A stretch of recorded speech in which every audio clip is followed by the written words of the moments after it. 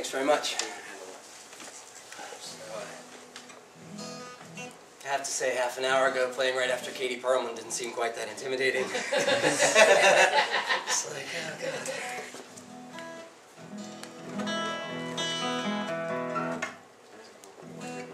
What's that? All right. What's that? Okay, yeah. First of all, thanks Brian and Aaron for having me out here tonight. It's I haven't played a solo show in a long, long time, so it's fun to get into that again. Before I play, I just have to get this out of my system. I have a couple of brothers who live out in different cities in Arizona. And my brother in Tempe called me this afternoon, which was this morning for him. And I said, "Hey Gabriel, how you doing?" He said, "I'm freaking out." And I said, "What's up?" And he's like, "Well,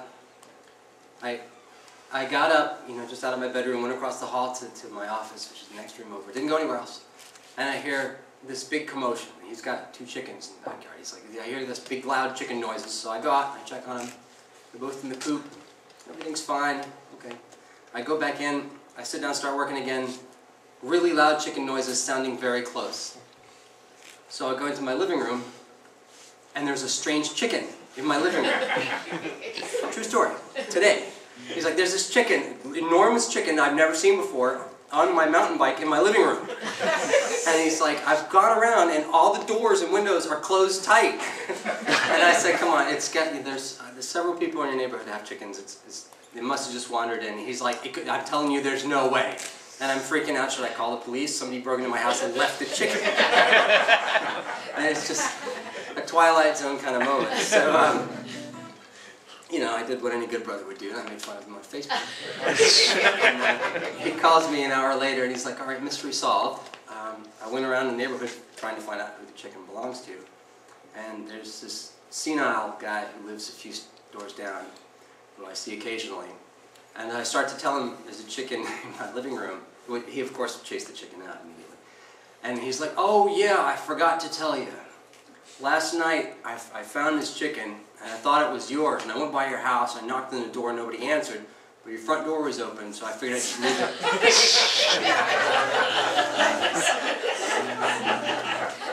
So, yeah, it's not often that my brother comes up with a great story on the day I have a gig, but gotta.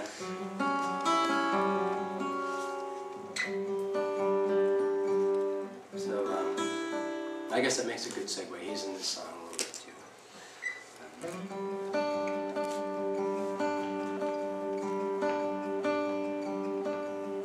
Oh, my children, my holy promises are my love at first sight.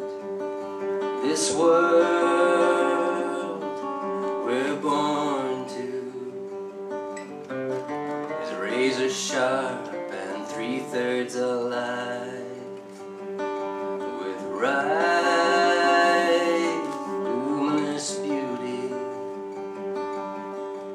more than you'll know in your whole life. But the wolves are howling, and though I fear for what tomorrow looks like, it's right around the corner, right around the bend.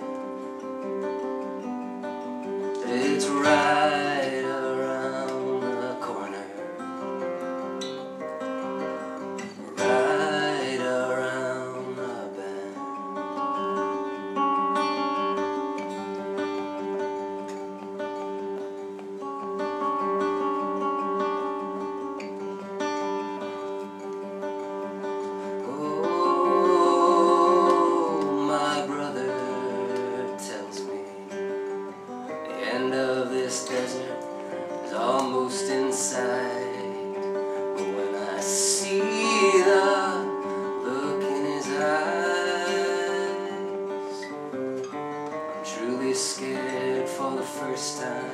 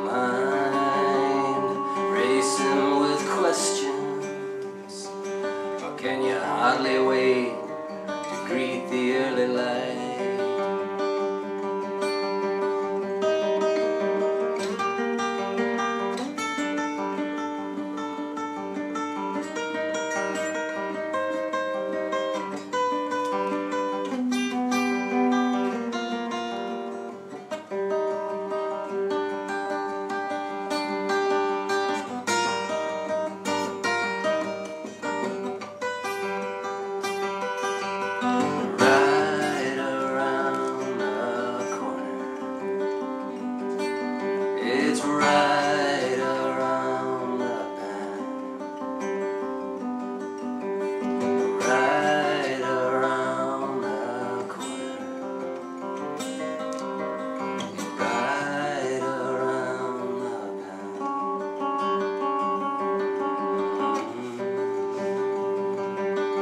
Oh.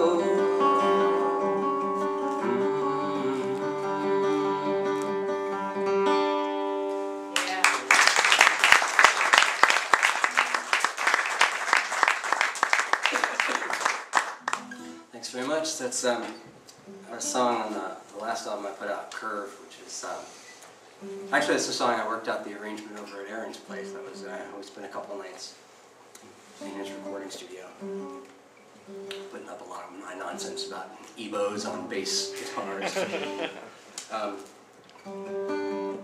We were very fortunate to have a nice article about our band in Long Island Pulse last year, and